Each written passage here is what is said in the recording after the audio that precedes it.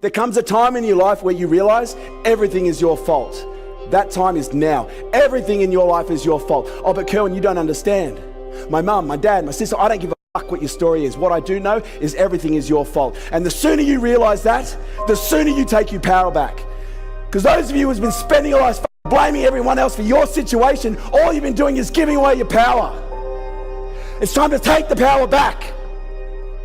You need to start trusting in yourself again. You need to start believing in yourself again. I can show you a guy that has no arms, no legs, and he's running a $10 million business. What's your excuse? I have 3 brain injuries and a physical disability. What's your excuse? There's a 13-year-old in Seattle right now who just sold a business for $18 million. He's 13. So what excuse are you going to use? You can't blame anyone else. I don't know about you, but at some point I reached a point in my life where I realized I had not lived up to my full potential. And after the 7th time of nearly dying, I realized I am not going out this way.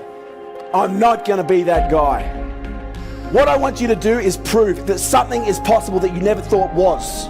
I don't care what's happened up until here. I don't care what your fucking story is. Everybody's got a story. What I care about is what happens from here. What are you going to do differently? And who are you going to be that is needed in order to get where you want to go? Because chances are the person you're showing up as now, that's not the person you need to be. And that doesn't mean you can't be who you are, because the reality is you've probably been fucking lying to yourself for so long you don't know who you are anymore. Decide who you are. Define who you are. Create who you are. Choose who you want to be. And then take the actions that that person would take. It's never too late to become the person you always wanted to become. And today's that day if you want it. You will only rise to the level at which someone holds you accountable to. And you will always, always do more for others than you will do for yourself. Always. But my question is, who are you doing this for?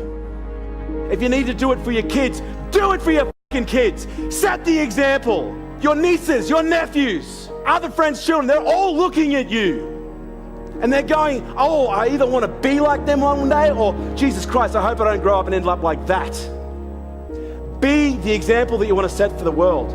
Be the change that you want to see in the world. The only chance we have as a species to survive is to become better people. This isn't about money. Money is a consequence of doing what you love well. This is about you. This is about your family. And ultimately, this is about what you're going to leave behind. Because here's what I know, and I know this with an absolute 100% certainty, you're all going to die. None of you are going to be able to escape that trap. When you're sitting on your deathbed, will you be sitting there grateful for what you've left behind? Or will you be sitting there fucking wondering, what if only I had done that?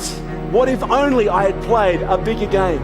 Because the reality is, you are here for a second in the scheme of things. But your legacy has the potential to last forever.